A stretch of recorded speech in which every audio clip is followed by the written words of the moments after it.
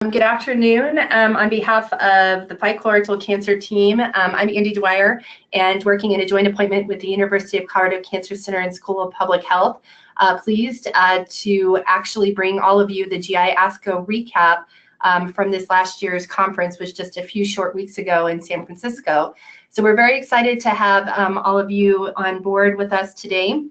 We've already begun our broadcast, so we're super excited for those who are already on the line and ready to go. So I think that looks like our slides are working well. We have all of our presenters ready to rock. So just a quick note, thank you to Dr. Michael Sola, Reese Garcia, and our communications team with Danielle, Elizabeth, and Andrew for giving all the shout out around social media and covering today's webinar. So big thanks to the entire Fight CRC team. Just a quick note that Reese will be facilitating the questions at the end of the webinar today, and we'll go through a quick slide about how to key in those real-time communications as you're all muted. So just a note that Dr. Dusty Deming, who's part of our medical advisory team, will be joining today to talk about specifically, again, the GI ASCO topics and the highlights as we actually come into the spring, where we'll have the ASCO conference to hear even more timely updates related to colorectal cancer treatment and advancements. So just again, follow us along on all the social media channels, and a quick reminder that all of the webinars are archived. So today's webinar, as well as the host of Fight CRC resources on the website. Next slide. So just a quick note that when we are doing the webinar today, that per my earlier mention of real-time updates, if you'll note on the right side of the screen, there's specifically a place for questions. So just a quick reminder that if you have any general education questions around the general topics or themes, we'd be delighted to facilitate those questions with Dr. Dusty Deming at the end. But just to note that, of course, this does not replace or is not in direct medical advice for any of your particular medical questions, and just want to make sure that we keep our questions for the general audience. Next slide. And just as earlier mentioned, Fight CRC has a variety of resources, and the ever popular Guide in the Fight has been reformatted to a 3-part series from diagnosis through treatment, and even looking further into hospice care as well as general needs. So check that out on our website. It's still one of the most downloaded resources from Fight CRC, and has been an award-winning resource for many years. So we're very excited and pleased about all the great work that's been dedicated to update.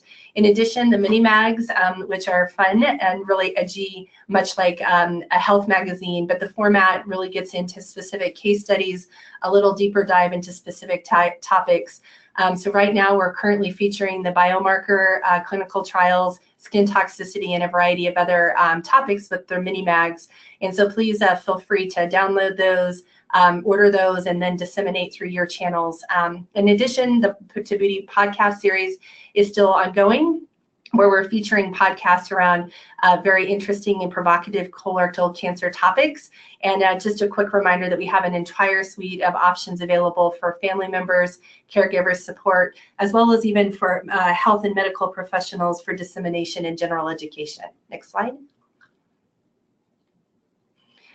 So want to just do a quick reminder, as noted earlier, this is not, today's webinar does not replace any sort of direct medical advice, treatment, or care. And as always, if there is a direct medical emergency, please be sure to use 911 or seek emergency room care immediately. Next slide.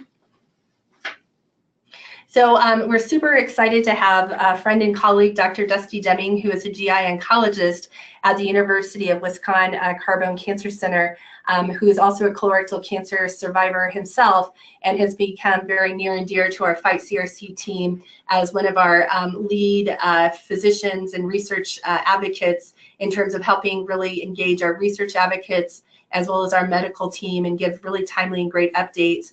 So as an emerging young professional who's done a lot of even great work in the research and treatment domain, we're really excited about Dusty's career and growing along with him as a researcher and advocate, scientist, and medical provider through Fight CRC, and then also with all of the great care that he provides at the patient level.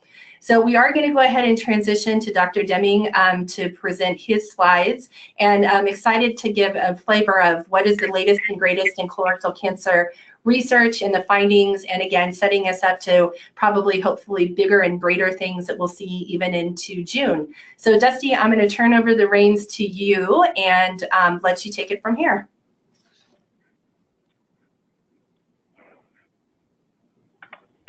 Great. Can you hear me okay? Yes, sure can. And you can see my slides? Yes, we can see your slides right. famously. Those are all the important things. So Andy, thank you so much for that very kind introduction. I'm not used to you being that nice to me. It was really a nice change. I appreciate that. Thank you. Excited today to present the updates from the Gastrointestinal Cancer Symposium. For you who may not be familiar with what the Gastrointestinal Cancer Symposium, or GI-ASCO, is, 2 times a year there are large clinical meetings related to GI oncology. And these are the American Society of Clinical Oncology meetings. One is in June, what we call Big ASCO, or the ASCO annual meeting, which is across all cancers. And then the GI ASCO, which is specific to gastrointestinal cancers. And so the update today is from the recent GI ASCO Symposium. Excuse me. We're going to talk about multiple different topics today: molecular testing for patients with metastatic colorectal cancer, and then immunotherapy advances in both MSI high and MSS colorectal cancer.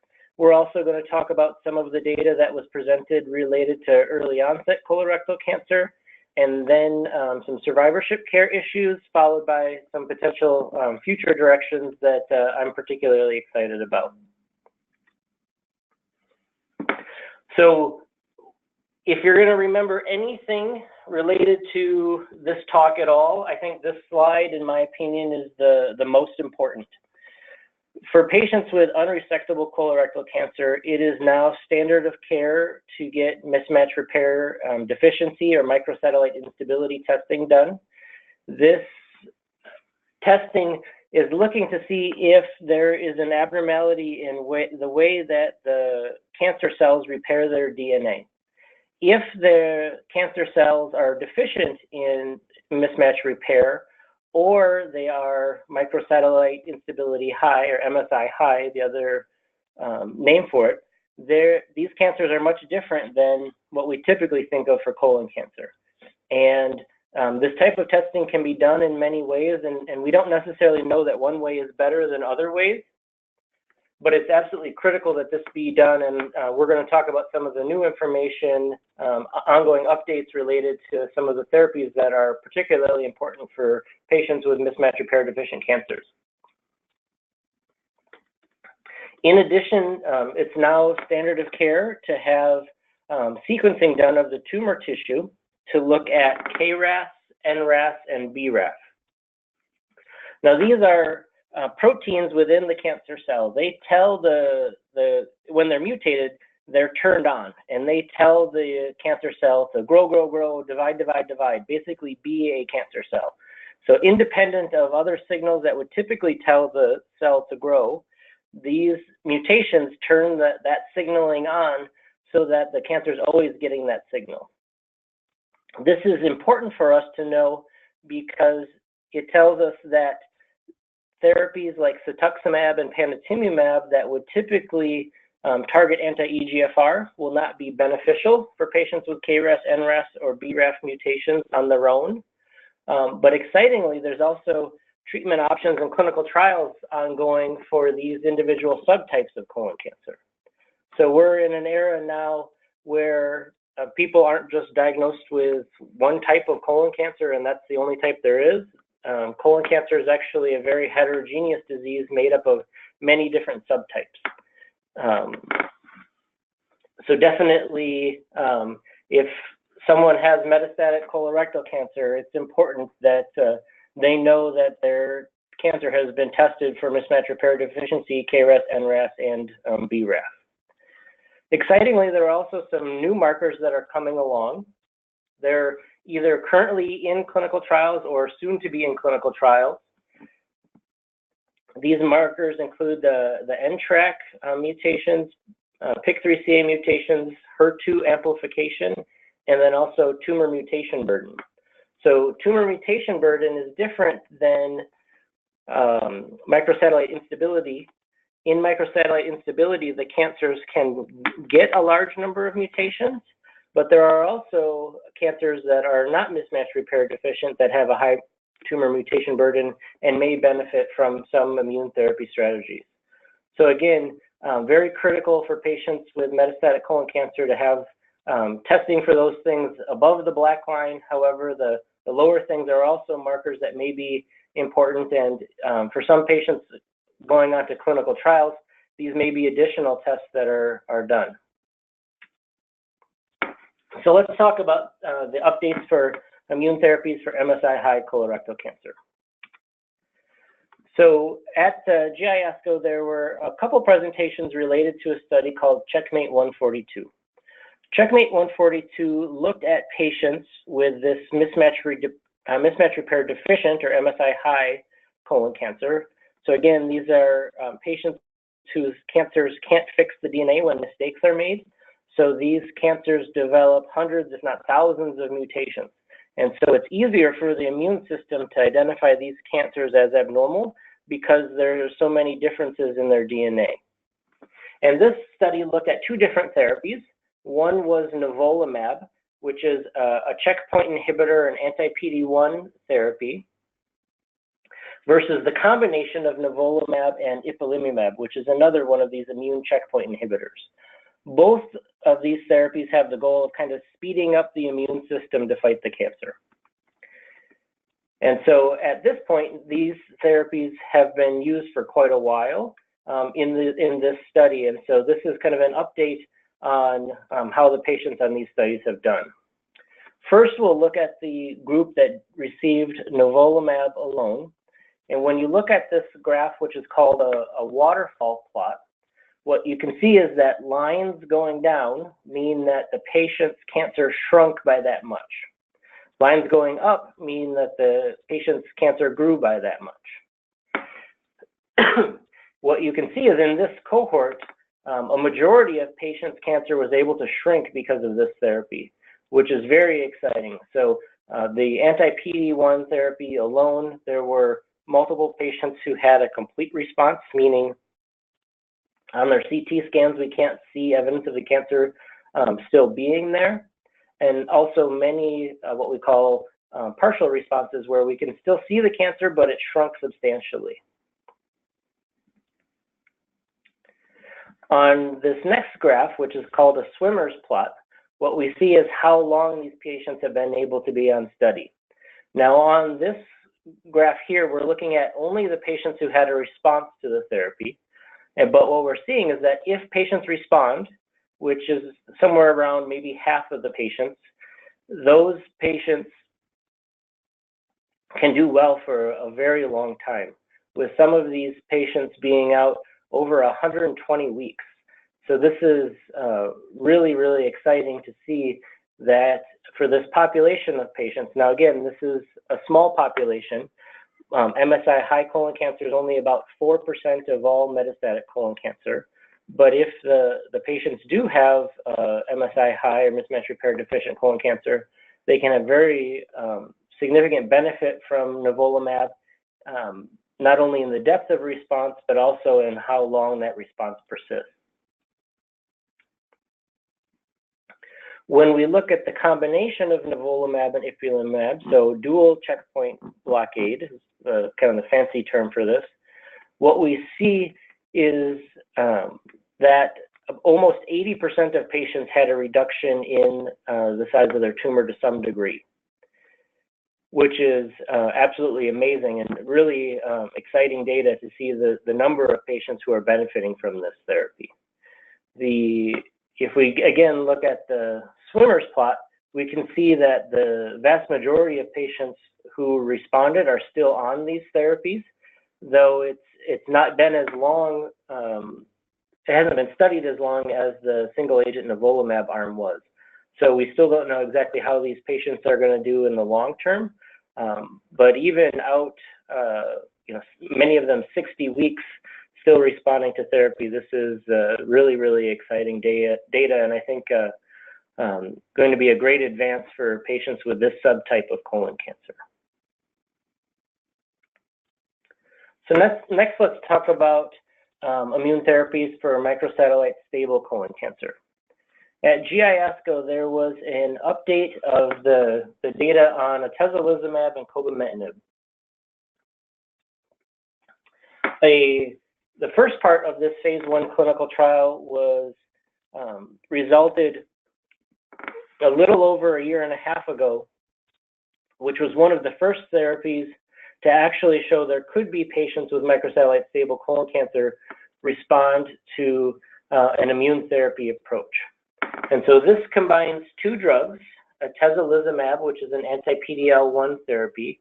This is another one of those checkpoint blockade antibodies that tries to speed up the immune system, and cobimetinib, which is a MEK inhibitor, which basically tries to starve the cancer of growth signals and can be downstream of those KRAS and BRAF mutations.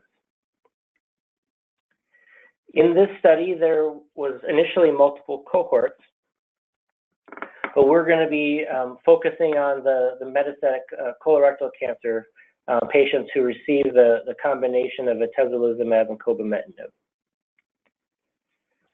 And here's the waterfall plot looking at the response. What you can see is that in patients whose cancer therapies had failed them, typically multiple different cancer therapies had failed these patients, about 8% of patients were able to get a response, with about 23% of patients having at least stable disease to the therapy. Just to give people some perspective, after 4 to 5 or more therapies don't work for a patient, the odds of additional therapies helping that patient gets lower and lower. And there are no therapies that we currently know of that would have a higher response rate than this 8% for this particular population where the patient's cancers is already resistant to all standard therapies. So this is really exciting that we're able to see that even in patients whose cancers are really resistant, there are some of them that benefit from this therapy. Now, of course, we wish this was a lot higher of a response rate. But I think as we learn more and more about these patients and how they're responding to that therapy, I think we'll be able to better select patients who will benefit from this treatment strategy. Importantly, when we look at these patients, we also see those that respond can stay on treatment for quite a while. So if you look here in the KRAS mutant group, there are patients who are out now. The scale here is in a number of months. So there are people here who are out 2 years with this therapy, where for most patients with this type of, in this type of setting where the treatments have been resistant, or their cancer has been resistant to these therapies, most patients progress in a few months. And so to see patients who are still responding 16 months, 20 months, 24 months out on these regimens is really remarkable. One of the big questions was if the subtype of colon cancer actually mattered. And so what they looked at was whether or not having a KRAS mutation would predict sensitivity, because the cobimetinib drug targets in the downstream signaling from the mutant KRAS. And what they saw was that there was actually benefit, equal benefit, whether the patient's cancer had the KRAS wild type or a KRAS mutant genotype. So this exact regimen has now been studied in a phase 3 clinical trial versus regorafenib in later line metastatic colorectal cancer. The data for that study has not yet been released. We're hopeful that potentially later this year we'll be able to get some of that phase 3 data to see if this regimen is better than regorafenib, but I'm very hopeful for that.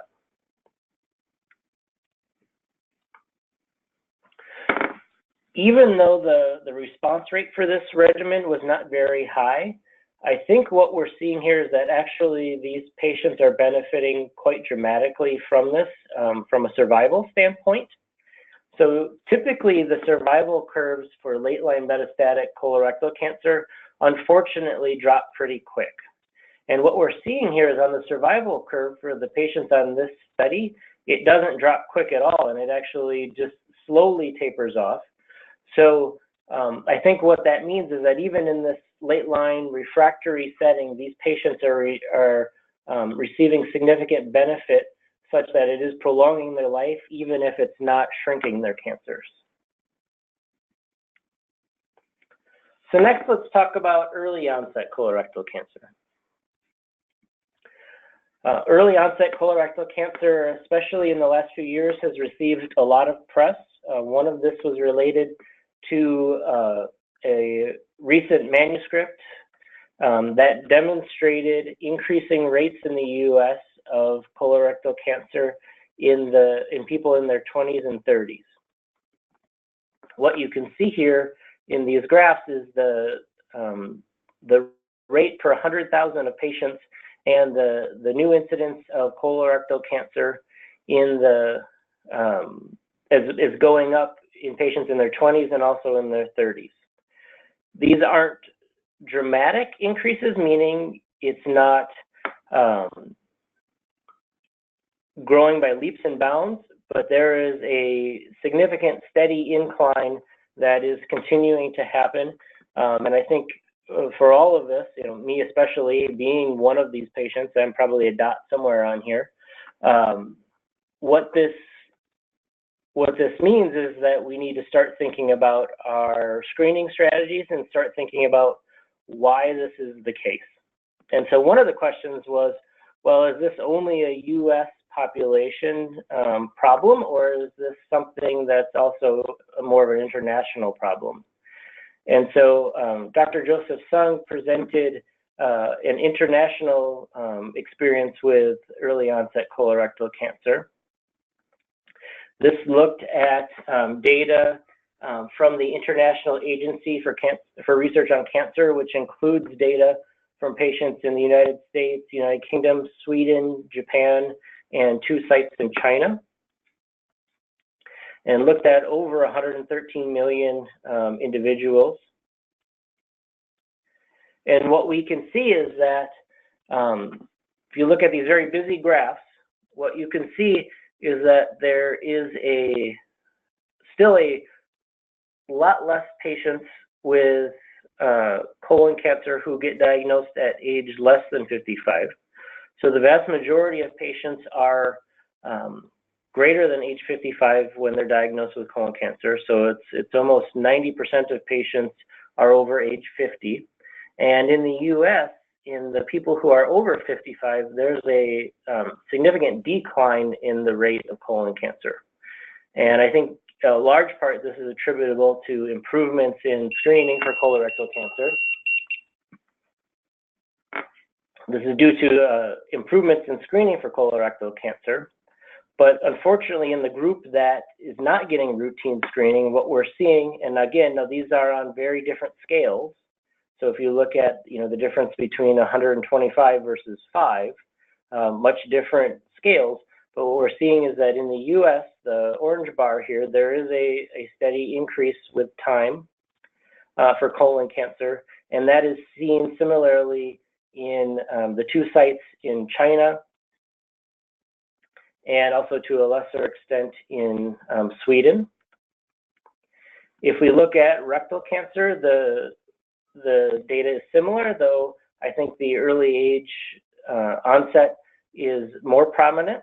So if you look at rectal cancer in those patients who are over 55 years of age, That again in the US is declining, while in almost all of these other centers it is at least, it is either increasing or stable. So in the US we are making progress in rectal cancer in folks greater than 55. However, if you look again at the younger population, and just to remind you, the scale is much different here. With time, we are seeing an increase in rectal cancer, and that's being seen in these other countries as well. The only country that didn't see this was Japan. Didn't have the same increase, but Japan, colon and rectal cancer is much less common there. So there's much less data points for that particular group. And so overall, what we're seeing is that, excitingly, colorectal cancer is declining in the US overall, and especially for patients who are over 55 years of age. However, for young adults, mostly rectal cancer, but also to some extent colon cancer is increasing, especially in these younger adults. And exactly why this is happening is still unclear.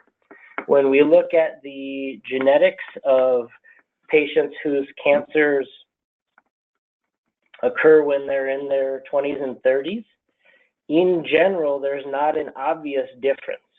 Now, there is a slight more, or sorry, there is a more, it's more common for people with hereditary cancer syndromes to get cancer early. So we do see that. However, the prevalence, or how common we're seeing these hereditary cancer syndromes, that doesn't seem to be changing over time. So it's not as though we're identifying more and more patients who have Lynch syndrome or familial adenomatous polyposis. It's not exactly clear what is changing and causing there to be a higher rate of colon cancer. And I don't think it's because we have a better awareness. So in some cancers like prostate cancer or breast cancer, what we know is that sometimes patients can be diagnosed with a cancer that is rather benign, meaning it probably would have never ended their life and they would have never known about it if we hadn't found it on a screening test. That type of scenario doesn't really exist for colon cancer or rectal cancer. When these cancers form, they are going to have an impact on the patients, especially when they form in people who are at a young age.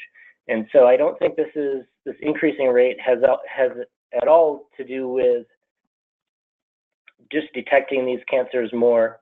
And I think clearly we need to rethink our screening strategies and also consider how we can screen patients in potentially a unique way based on age.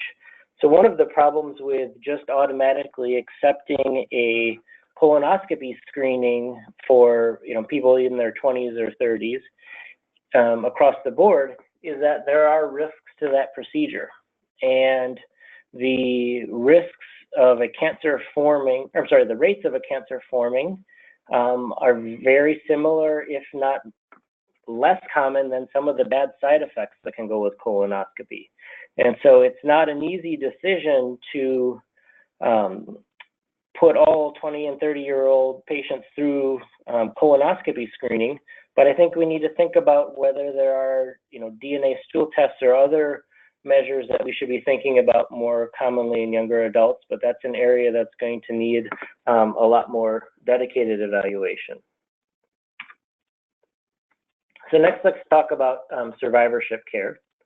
I think this is also a really important area. Thing to remember from this talk today is that beyond chemotherapy and surgery, there are multiple things that people can do to help reduce the risk of colon cancer recurrence. One of the typically easiest ones to do is an aspirin a day. We don't know what the right dose is, but somewhere 81 to 325 milligrams per day has been shown to reduce the risk of colon cancer recurrence. Exercise is important, at least a half hour of moderate exercise more days than not. There is some data for calcium and some mixed data for vitamin D, Both of those are fairly easily wrapped into a multivitamin. So I, in general, recommend a 1-a-day, any brand multivitamin for my patients. I also talk about a low glycemic index diet, which is just a fancy way of watching how much sugar people eat. So the theory is that spikes in the blood sugar are bad.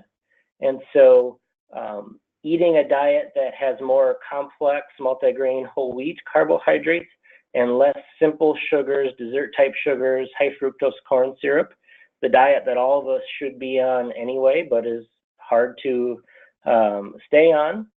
That type of diets, it's good for heart disease, it's good to prevent risk of stroke, but it's also good at reducing the risk for colorectal cancer recurrence. Coffee is an interesting story in that it's been shown that people who drink at least 4 to 5 cups of coffee a day have a reduction in the risk of colon cancer recurrence. However, 4 to 5 cups of coffee a day is not without side effects itself, especially for patients who normally don't drink coffee. This benefit doesn't seem to be there for caffeinated sodas or even decaffeinated coffee. And so this is not something that I routinely recommend my patients if they're not drinking coffee to start trying to get 4 to 5 cups of coffee in a day. But I think what this is telling us that is if people like to drink coffee, at least from a colorectal cancer standpoint, there's no reason why they should think about having to stop. And then the last thing that I mentioned here is from the recent annual ASCO meeting, tree nuts and tree nut products, so almonds, pecans, walnuts, those types of products, not peanuts. There is now significant data that at least 2 handfuls of these tree nut products a week can significantly reduce the risk of colorectal cancer recurrence. And so these are things that I recommend to my patients who've been through adjuvant chemotherapy or after resection of their colon cancers. So how about some future directions? So one thing that my research group is actually really interested in is some of the clinical features that help us know if a patient's cancer is going to respond to anti-epidermal growth factor antibodies like cetuximab or panitumumab, or potentially other targeted therapies. And what we've learned over the last couple of years is that there's a difference between cancers that start out on the right side of the colon versus cancers that start out on the left side of the colon. In addition to this, what we're also finding is how big the cancer is also matters.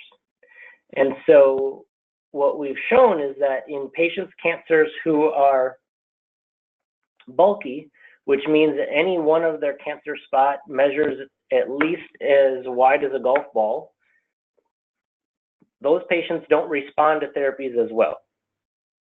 But in patients whose cancer is the size of a golf ball or less, and especially if the primary tumor started on the left side, those patients can do really, really well with anti-EGFR therapy.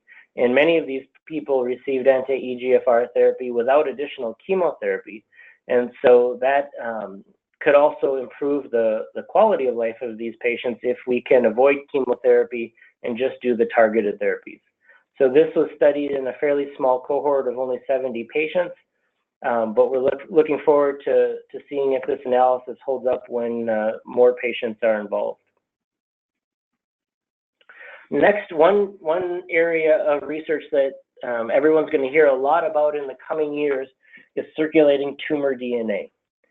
So the DNA that's in cancer cells can actually get into the bloodstream through many different mechanisms. Basically, when a cancer cells die, that DNA can be shed into the bloodstream, and we can detect that cancer DNA in a blood test. So the genetic tests have become very, very sensitive, so that just in a tube of blood, we can identify if we can potential circulating tumor DNA within that sample. And what's been shown is that, at least in preliminary studies, if after a surgery, patients don't have any evidence of circulating tumor DNA in their blood, those patients are very, very likely to be cured. And so many of those patients may actually not need chemotherapy, especially for stage 2 colon cancer patients where we're already less inclined to recommend chemotherapy. And it might be that patients whose blood sample after their surgery has circulating tumor DNA in it still, their risk of recurrence might be higher. And so they may be the patients who definitely need the chemo or different strategies to help cure them. But this is going to be a really important biomarker moving forward and is being built into many clinical trials. So look forward to seeing the results of those clinical trials and how they will help us figure out potentially who needs chemotherapy after surgery and potentially who doesn't. Also want to talk about a new type of way to grow patient samples.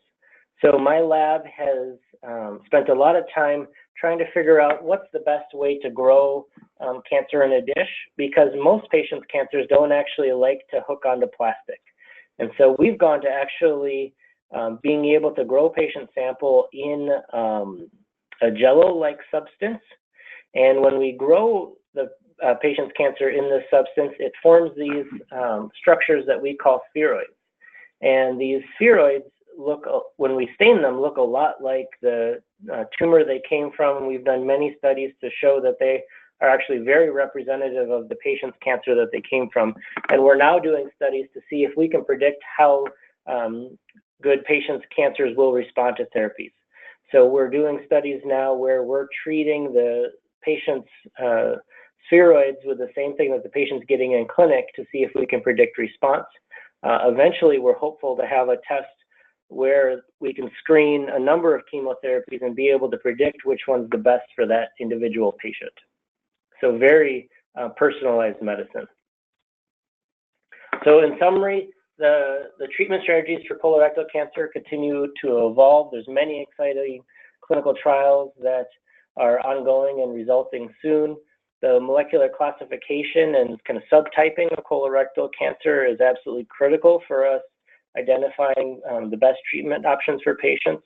And so it's really important that patients talk to their oncologist about making sure they've had all the subtyping that they need.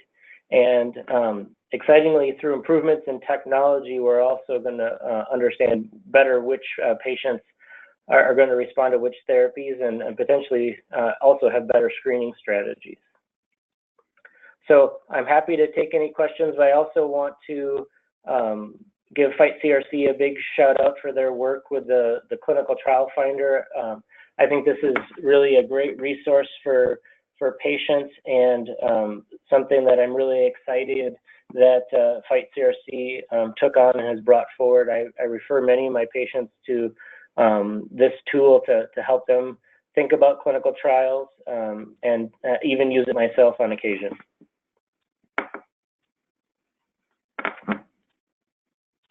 Thank you, Dr. Deming. That was very informative. It does look like we have a number of questions. So I'll start with this one. Do you happen to know what the side effects were of the, if I don't butcher it, cobimetinib and atezolizumab trial were for patients? Yeah, so that therapy is, I think we're still figuring out the best way to give it.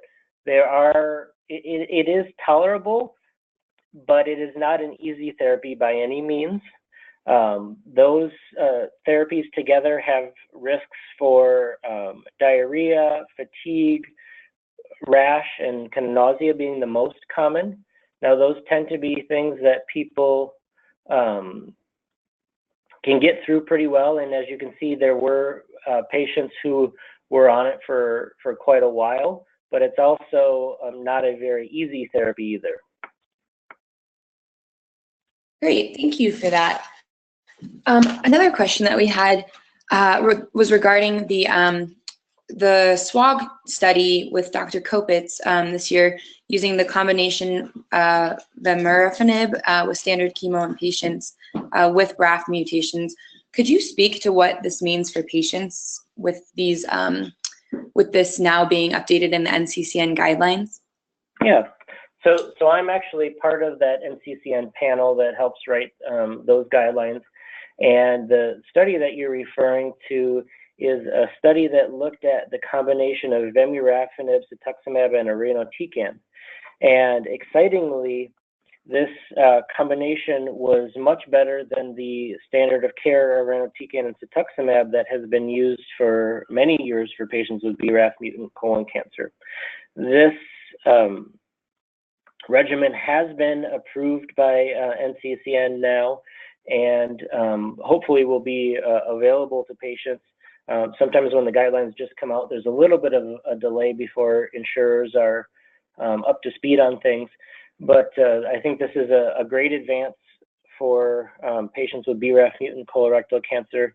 And excitingly, there are multiple clinical trials underway that also are looking at this particular subtype of colon cancer and show early promising data as well. So I think there will be a growing number of therapies that will be beneficial for patients with that subtype of colon cancer.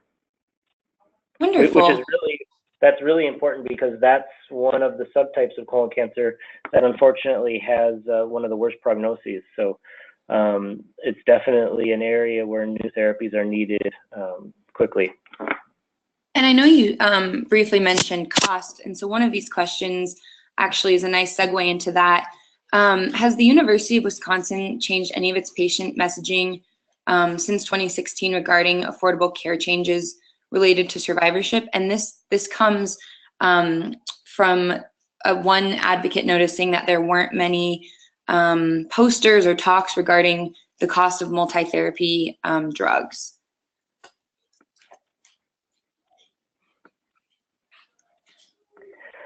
So across all of oncology, there is a moving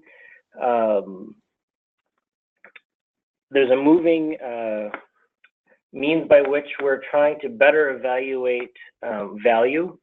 So thinking about financial costs, but also systemic toxicities, and then the individual benefits that patients receive. Now, one of the difficult things right now is that we don't have a good kind of societal benchmark. And we don't know exactly what cost-effective care looks like. You know, there are clearly examples where we can see what it doesn't look like, but we don't know exactly what value-based care looks like now, but it's something that we're taking more and more into thoughts. That's definitely in play at an institution like the University of Wisconsin, where we have many patients who either are not insured or underinsured. And as an institution, we do the best we can to provide all the therapy we can to patients, fully knowing that some patients are not going to be able to pay. And so if we are going to provide the best available care to all patients, we really need to look across all cancer patients and all treatment options, potentially what has the best value and where are places where our care is not providing the value that it needs to. Great, thank you for that. So a lot of patients and advocates that are listening into these webinars and to attending GI ASCO don't necessarily have a background or profession in science or medicine. So what do you recommend for them to stay up to date with like the latest research and continually seeking out resources to make sure, you know, they're on top of all this latest breaking news? So I actually see this as one of the big roles that Fight CRC can and is playing.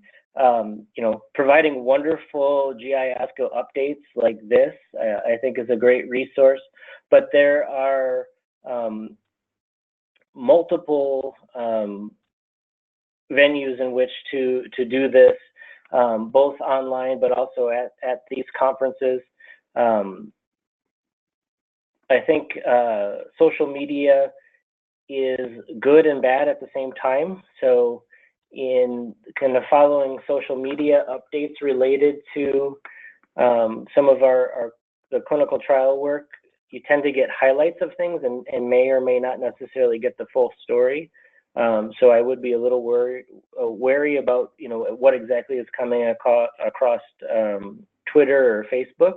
But I think especially people who do not have a science or oncology background, participating in webinars like this one and seeking out local experts to discuss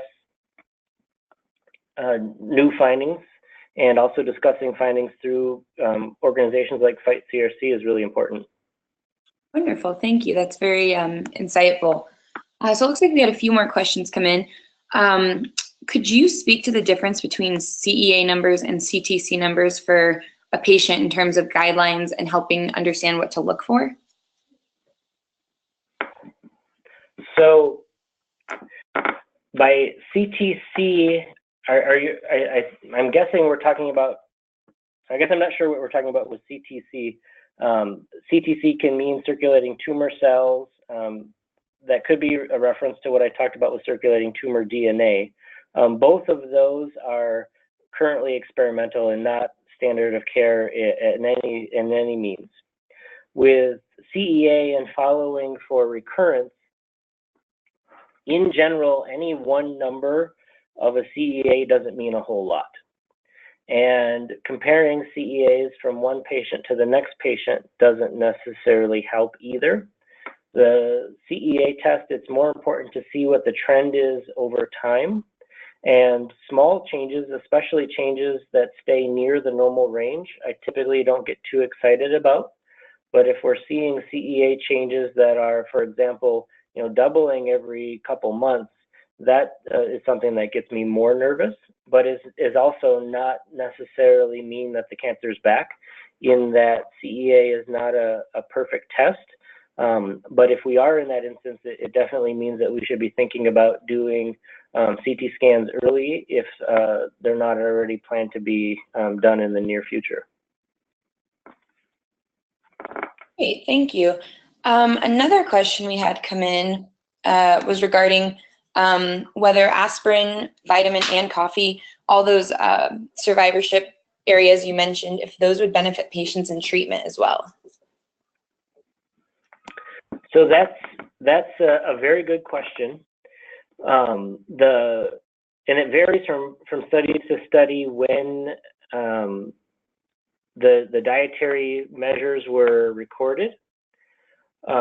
For most of these things, when we look purely at the time during chemotherapy, it doesn't appear as though there's significant benefit to any of these things during chemotherapy.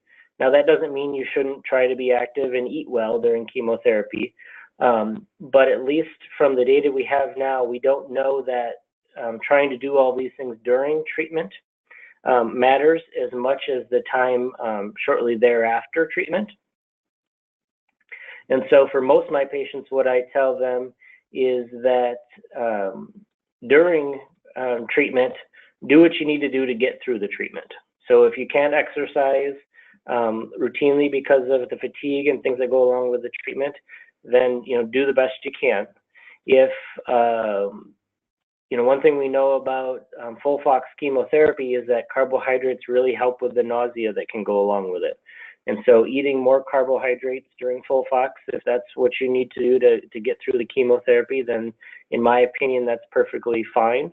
But after chemotherapy, I think is really where these survivorship care measures that I mentioned are really important. Wonderful, thank you.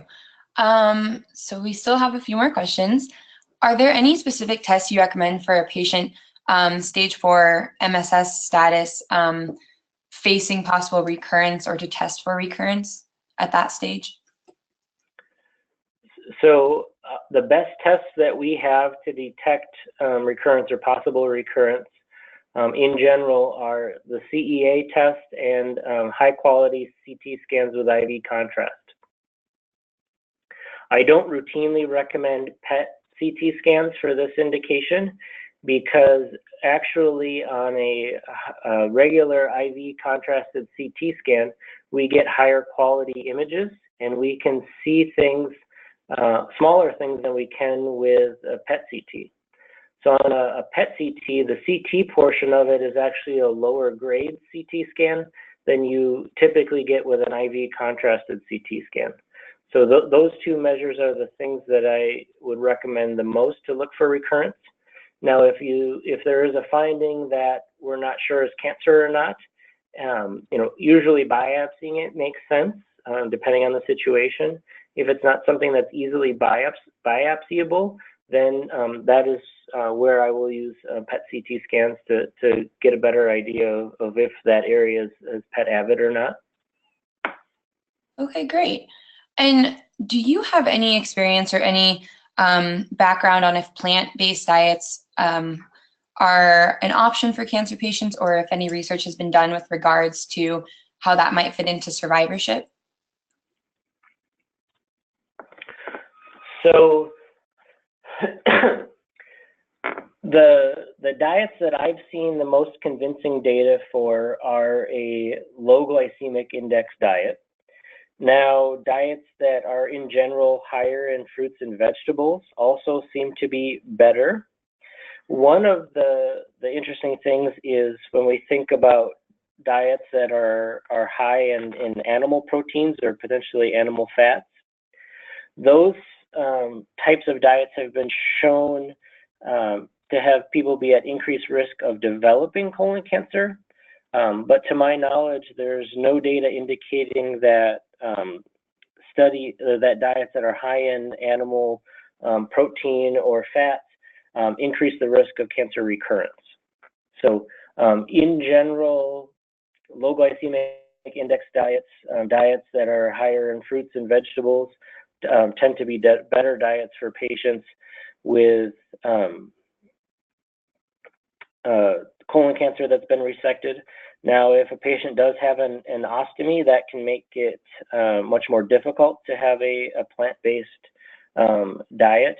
And so there's often, compromises needed to be made.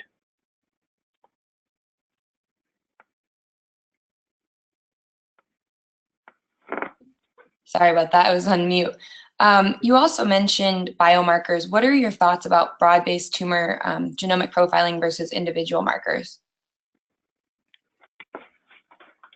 So we're now getting to the stage where, we want at least 3 or 4 mutational markers done. And when it gets to that point, most tests are actually cheaper to do as a big panel than it is to do the individual genes. So I, in general, recommend panels as opposed to individual tests being done, especially now with multiple clinical trials looking at NTRK and PIK3CA and HER2 as potential targets as well.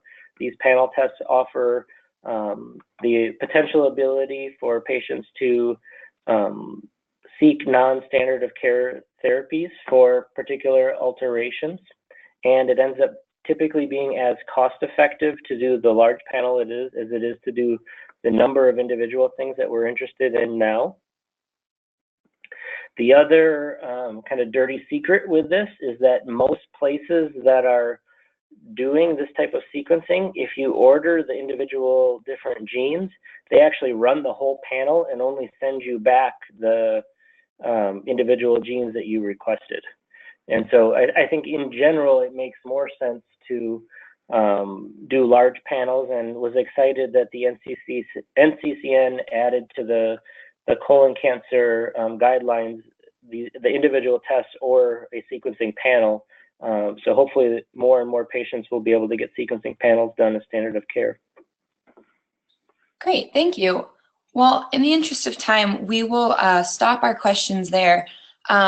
Just to remind you all that if you do have an individual question, feel free to contact myself, Garcia, and we can forward your question along and we can answer that on a more individualized basis. And then as always, you can also contact our toll-free line at 1-877-427-2111. And with that being said, I would like to thank Dr. Deming once again for a very wonderful presentation on a recap of GI ASCO and the research being conducted and his insight on all these various issues. So thank you, Dr. Deming, and we will have a copy of this recording sent out to you once it's ready to go. Thank you all so much.